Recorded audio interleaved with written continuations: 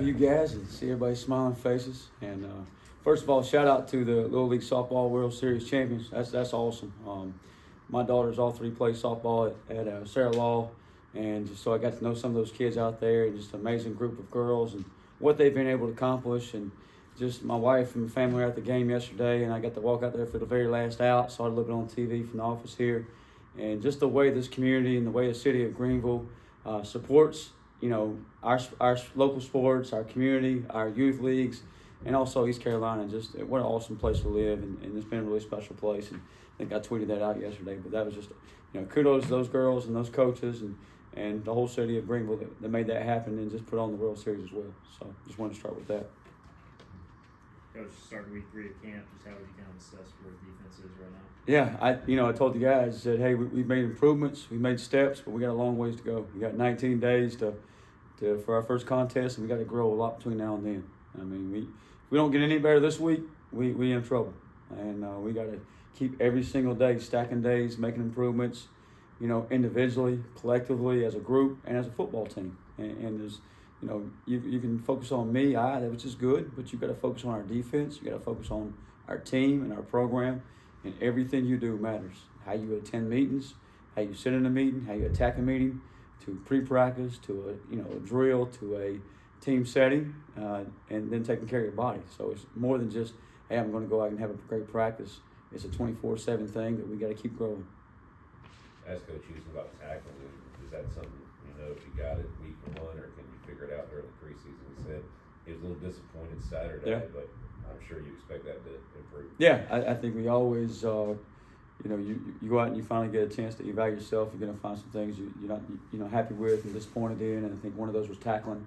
You kind of go May, June, July without tackling anybody, and you get back about 3 or 4 practices tackling, and that's obviously some things going to stand out. But if we want to be our goals and we want to be a really good defense, I think we got to be really good tacklers. And some of that is, just pursuit angles, poor footwork, some effort things that we got to continue to focus on. And I think the only way you get better at tackling is by tackling. I mean, you can do all these little drills in summertime, all these little drills in your shorts and your little helmet on, but until you get the pads on, until you take somebody to the ground, that's the practice it really takes, and you got to get that work in. So we got to continue to focus on that this week. We did that in our shells today. We'll be full pads tomorrow and Wednesday, and get some other opportunities to focus on that. And I told the guys, there's no in between. You can't be an average. You're either a good tackler or a bad tackler. There's no in between. And the guys went and tacked that today, and we got to continue to do that tomorrow and Wednesday, and get for preparations for scrimmage Saturday. Coach Mags, he was intense to say the least at times during practice. What have you seen out of him coming in with yourself? Everything you saw from Damon Magazoo as a player is everything you see from him as a coach. And I see the highlights and the clips, and we call him a legend around here. But everything that I've heard about Coach Magazoo as a player, you see it as a coach. A very attention to detail guy, intense, high football IQ, and he wants his players to have that same mentality and the same way he approached the game.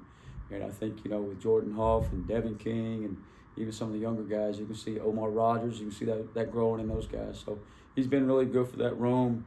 It's great to have a Pirate back on our staff and our defensive staff as well. When you bring in a coach like that, I mean, obviously he hasn't been in your system. Like, how long does it take him to get caught up to maybe your scheme? I think anytime, we bring new guys into the building, no different than we bring a different teammate into our locker room. It takes a little while for that guy to adjust to, maybe our culture or our schematics or our playbook. But I'll say this about Damon Magazoo and even Rico Zachary. I mean, they walk in and you would think they've been here for several years. I mean, they fall right in line with how Coach Houston runs a program. Everything that he believes in, they believe in, the culture piece, and then defensive schematically as well. They picked right up on it and do a great job of coaching their young men. They're great representatives in their room for their players, as fathers, as dads, as husbands, and I think that goes a long way, and did a great job of just building relationships with young men in our program. So that's all you can ask for. If we got great people in our program, great coaches, our players are going to do the same and reflect that. After the scrimmage, Big Tay said that he thought some guys took some plays off, and he singled himself out when talking about that. Are the young guys, are they coming along and kind of having that self-evaluation as much as some of the leaders are on this team? Yeah, two things I would say. So, we early in camp, we still got a long ways to go conditioning. And then our offense, as fast as they go, it'll point that out real quick, and that's going to be an advantage for us as well. And the heat jumped on us a little bit on Saturday. Those are probably the things that kind of was a factor of that. But if everybody could walk into the program and they could protect that culture, that effort-based defense, playing as hard as you can play every single snap, then this thing would be easy. But that's not the standard, and the standard's way up here for those guys, and that's why Big Tay told you that. Like, Big Tay has a standard that he's going to play all out every single snap, and if he's not going to give you that, he's going to be straight up with you. And then our kids aren't going to lie about it, and they'll say, hey, Coach, I took one off there. I got to be better there, and they're going to go get it fixed, and they're going to strive for excellence, because that's they want to be the best in our conference. They want to be the best in the defense, and they understand what that takes, especially the older guys. The younger guys, they keep coming along. We have our side of the ball meetings in here defensively, and these first two rows are older guys, 4th, 5th, 6-year players. They already know what I'm going to talk about. Everything I say, they finish the sentence. The 3rd, 4th, and 5th rows are young guys, first-year guys in the program. Maybe a second year, they're still learning, but every day you can see them kind of, hey, they're getting the hang of it. They're coming more, getting more of in the fold there. So we got to keep bringing them along and keep building that depth and keep closing that gap between them and the older guys. Last year, you guys were really good in the red zone. You looked good in the red zone on Saturday.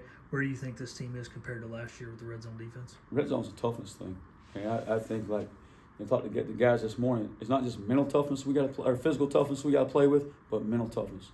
In the red zone, you got to be mentally tough. You can't worry about last play.